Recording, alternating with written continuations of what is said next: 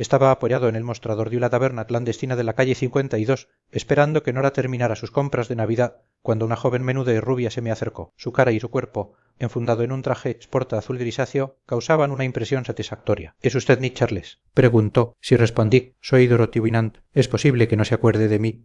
Pero usted trató mucho a mi padre, Celide Winant. Por supuesto que lo recordaba. Celide era un inventor, un tipo excéntrico y brillante con el que había trabajado en un caso hacía años, antes de casarme con Nora y retirarme del negocio de la investigación. A la chica apenas la recordaba como una niña de 11 o 12 años. Ahora era una mujer joven. Me contó que estaba en la ciudad por las fiestas y que se casaría en febrero. Su padre, me informó, había desaparecido. Se había marchado a un viaje secreto para trabajar en un nuevo invento y nadie sabía de él desde hacía 3 meses, ni siquiera su abogado, Herbert Macaulay. Su madre, Mimi, se había divorciado de Celide y se había vuelto a casar con un hombre llamado Chris Johansen, y ahora estaba preocupada por el dinero. Mientras hablábamos, un tipo grande y de aspecto rudo se acercó a Dorothy y la instó a volver a su mesa. Parecía un matón. Dorothy me pidió mi número de teléfono, insistiendo en que su padre querría hablar conmigo. Se lo di, aunque no tenía ninguna intención de involucrarme en los asuntos de los Winant. Mi vida de detective había terminado ahora, me dedicaba a administrar la fortuna de Nora y a beber. Aquella noche, en nuestro apartamento del hotel, sonó el teléfono. Era Dorothy. Quería verme. Le dije que estaba ocupado. Poco después volvió a llamar. Esta vez era su madre, Mimi Jorgensen. Insistió en que debía ayudarles, que la desaparición de Celide era sospechosa. Me contó que la secretaria de Celide, una tal Julia Wolf, había sido la última en tener contacto con él y que ahora parecía tener mucho dinero. Mimi estaba convencida de que Julia sabía algo. Colgué, fastidiado. Nora, mi esposa, siempre curiosa y con un gusto especial por el drama, estaba fascinada. ¿No vas a tomar el caso, ni? Me preguntaba, sirviéndome otra copa. A la mañana siguiente, los periódicos traían la noticia. Julia Wolf había sido asesinada a tiros en su apartamento. La policía, dirigida por el teniente Hongill, un tipo duro y metódico, me llamó para interrogarme. Al parecer, habían encontrado mi nombre y dirección en una libreta de la víctima. Le conté mi conversación con Mimi Jorgensen la noche anterior y mi falta de interés en el caso. Bill no parecía convencido. Me informó de que Julia Wolf tenía en su poder una cantidad considerable de bonos que pertenecían a Celide Winant. La trama se complicaba. Los días siguientes fueron un torbellino de interrogatorios y encuentros con la extraña familia Winant. Conocí a Gilbert, el hijo de Celide, un joven nervioso y aficionado a la psiquiatría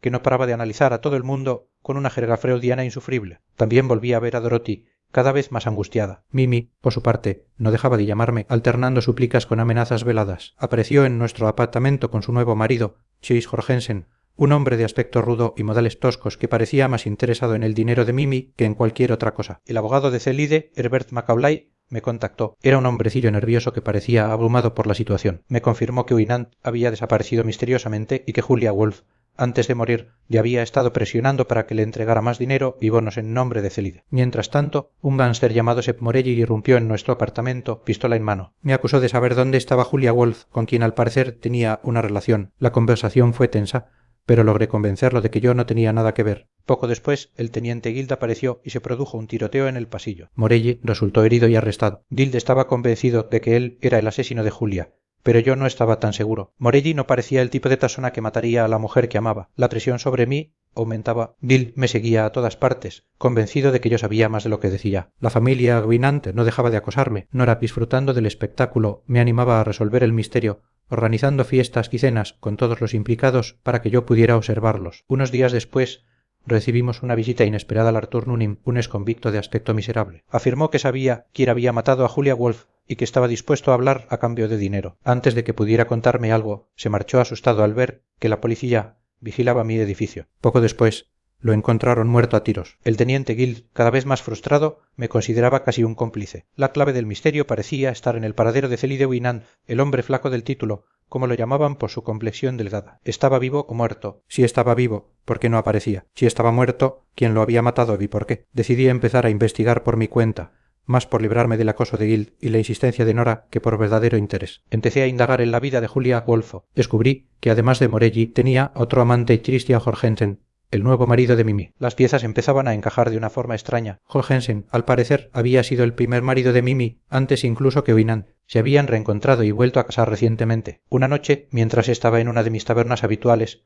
un hombre se me acercó. Era el portero del edificio de Julia Wolf. Me contó que la noche del asesinato había visto salir del apartamento a un hombre alto y delgado que cojeaba ligeramente. La descripción encajaba con la de Celide Winant. La situación dio un giro macabro cuando se encontró un cuerpo en el sótano del taller de Winant. Estaba en avanzado estado de descomposición pero la ropa y un anillo parecían identificarlo como el inventor desaparecido. Sin embargo, algo no cuadraba. El cuerpo era de un hombre corpulento, mucho más grande que el flaco Célido Vinant. La autopsia reveló que la víctima había muerto por múltiples heridas de bala y que le faltaban algunas piezas dentales. Dill estaba convencido de que el cuerpo era de un contable que había desaparecido por las mismas fechas, pero no tenía pruebas. Yo, por mi parte, empecé a sospechar que el asesino estaba intentando hacer pasar ese cuerpo por el de Winant. ¿Pero con qué fin? Mientras tanto, la familia Winant seguía con su particular circo. Mimi me confesó que odiaba a Celide y que no le importaría que estuviera muerto. Gilbert, el hijo, no paraba de ofrecer teorías psicológicas sobre el asesino, llegando a acusar a su propio padre de ser un paranoico peligroso. Dorothy, la más normal en apariencia, se mostraba cada vez más frágil. Decidió organizar una cena en nuestro apartamento. Invité a todos los implicados: Mimi, Dorothy, Gilbert, Jorgensen y el abogado Macaulay. Nora estaba encantada. Durante la cena observé sus interacciones, sus miradas, sus gestos. La tensión era palpable. En un momento dado saqué a relucir el tema del cuerpo encontrado en el taller. Les dije que la policía había identificado a la víctima, era Christian Jorgensen. La reacción de Mimi fue explosiva. Se lanzó sobre mí, arañándome y gritando que mentira. Su marido estaba sentado a su lado, vivo y coleando. Mi mentira había servido para ponerla al descubierto, pero no era ella la asesina. Con todos reunidos en el salón, con el teniente Gill presente, a quien había invitado en secreto, expuse mi teoría. No fue Sip Morelli quien mató a Julia Wolfe. El asesino fue alguien que quería el dinero de Céline Winant, alguien que sabía que Winant estaba trabajando en un invento secreto y que se había retirado a su taller para no ser molestado. El asesino, les expliqué, era Herbert Macaulay, el abogado. Macaulay lo había planeado todo, sabía de los bonos y del dinero de Winant. Fue a ver a Julia Wolfe,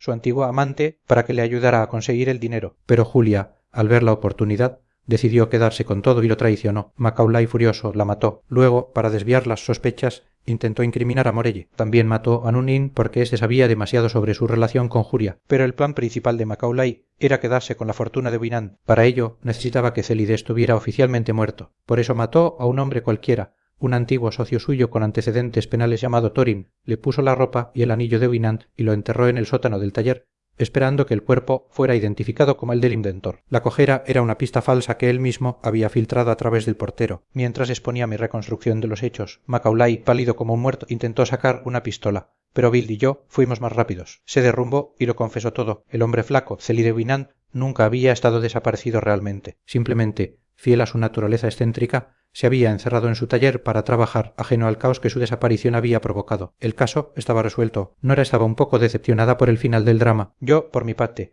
solo quería volver a mi rutina de copas y tranquilidad. Le entregué a Gill las pruebas que había reunido, cobré mis honorarios de Macaulay, que no le servirían de mucho en la cárcel, y me preparé para disfrutar de la Navidad con mi esposa, una buena botella de whisky y la satisfactoria sensación de haber demostrado, una vez más, que aunque estuviera retirado, seguía siendo el mejor en mi antiguo oficio. Gracias por escuchar. Te invito a suscribirte para más contenido similar.